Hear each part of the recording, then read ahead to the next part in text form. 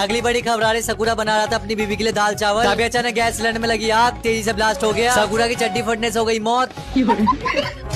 इस वक्त की बड़ी खबर आ रही है, एडम कोहली और विराट कोहली क्रिकेट खेल रहे थे, तभी अचानक विराट कोहली ने सही से बॉल ना फेंकने पर एडम कोहली को आया गुस्सा। एडम कोहली विराट कोहली आपस में कुटाई करते तो दिखे एक दूसरे की।